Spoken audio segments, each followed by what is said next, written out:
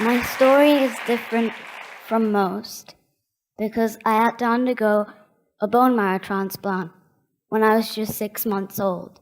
And now I have pulmonary fibrosis, which is a serious lung disease, and my lung capacity is now only 20%. My name is Aisha Chaudhary, and I'm 17 years old. And today, I'd like to talk about what really matters most to me in life. Now, life can be tough when every single breath you take is a struggle, and the slightest infection causes a serious, life-threatening exacerbation.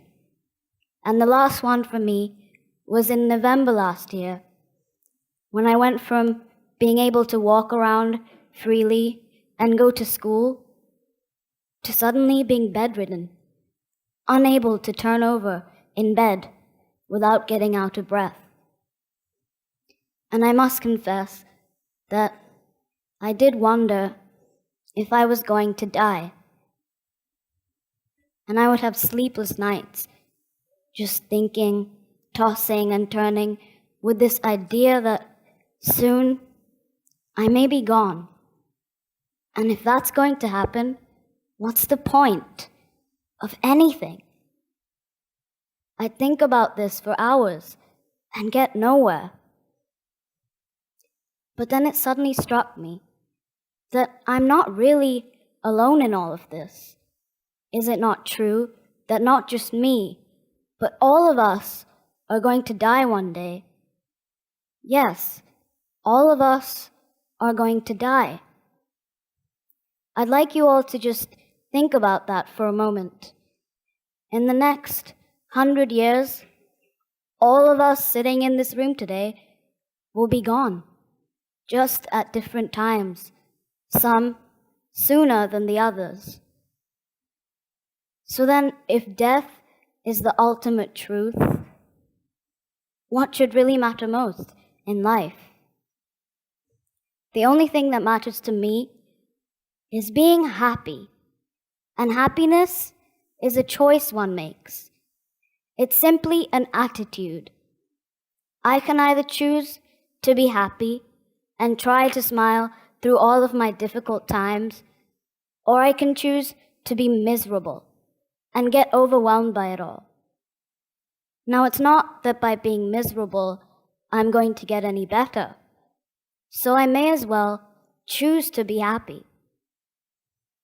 And if I have to have pulmonary fibrosis, I choose to have a happy pulmonary fibrosis. Now, I'd like to share with you a few difficult moments in the recent past where I've chosen to be happy. This year, I was quite unwell, and I had to undergo several medical tests. And one such test was a sleep study, done to check if my oxygen levels were okay when I sleep. And this picture was taken right before the study. And you can see that I'm almost trapped in a bunch of wires, some stuck to my face and some to my body, to monitor my heart, my brain, and my breathing. Despite all of this, I'm still smiling because I refuse to let this illness get the better of me. I just won't let it. And I chose to find humor in observing the man who was doing my sleep study.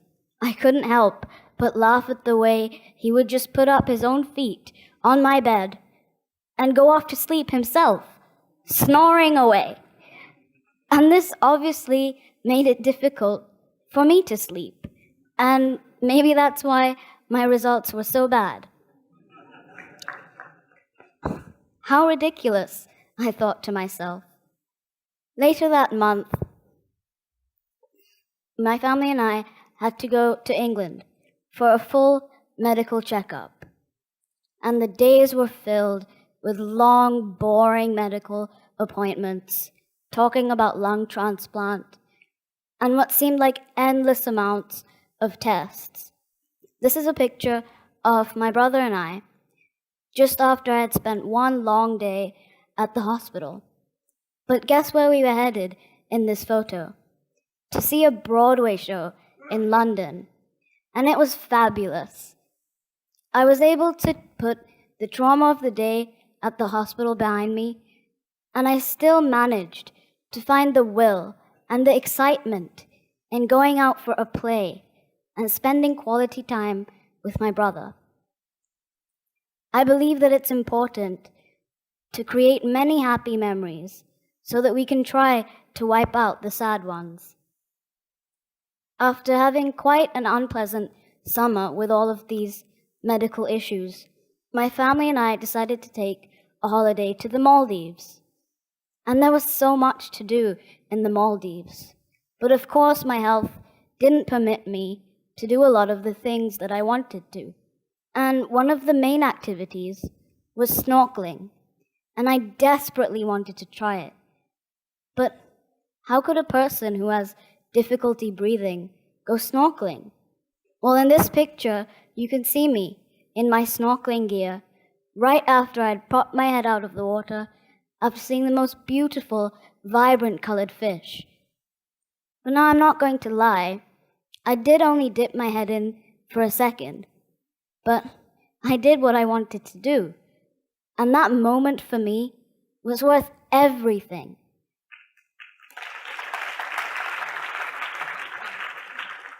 And I felt extreme happiness and was even surprised at myself for doing something that everyone wasn't sure was really possible. So happiness is clearly a choice one can make, no matter what, no matter where. You can find it if you look for it. In fact, Tom Wilson once said, "A smile is happiness that you can find right under your nose." I feel that happiness is also doing what you truly love. And for me, my love is for art, simply because it allows me to express myself in such a beautiful and unique way. As I dip my brush in the vibrant colors of paint and can almost feel the paint being smeared onto the fabric of the canvas, I tend to forget all of my worries and the difficult situation that I'm really in. And art makes me happy because it almost becomes a whole other world where I can escape, at least for a little while. And these days, my most favorite subject to paint is dogs. And now I'd like to introduce you to my own two dogs, Kobe the Labrador and Rolo the Black Pug. You can see who the dominant one is in the relationship. I find it so interesting that even though they can't speak a word, dogs can become the closest thing to your heart, your very best friend and your companion. I love to observe them and try to figure them out, and I can't help but get inspired. Dogs are so similar to humans, yet they carry qualities that we humans struggle to achieve at times. Dogs can find happiness in the smallest of things. Dogs are delighted with a walk, ecstatic with a small treat, and in heaven when you tickle their belly. Now I'd like to share with you a few paintings I've done recently that were inspired by these two guys. The first one is of Kobe, and it's capturing a snapshot of my everyday life, just lying on my bed and watching movies, just as I love to do. The next one, it's inspired by my gorgeous pug, Rolo, and the legendary rock band Guns N' Roses. Now, all of this doesn't mean that life is always one big song and dance. It really isn't. Of course, there are days when I feel extremely down, where I feel like simply curling up into a ball and just giving up. But then the realization that things could always be much, much worse always pushes me to get back up on my feet and put a smile on my face. I could have easily been born into a family that wasn't as loving and caring as my own. So I thank God for the family that I have. And I know for a fact that there are children out there who are much less fortunate than I am. And although I have this disease, I'm still grateful that I can walk around and do what I love to do. So happiness is an attitude. Happiness is doing what you truly love. And I feel that happiness can only come from acceptance. I accept who I am. I accept where I'm at. And I accept the challenges that I'm battling with today. And I'm even more determined to make the most of this wonderful gift of life that God has given me. As Anderson once said, enjoy life. There's plenty of time to be dead.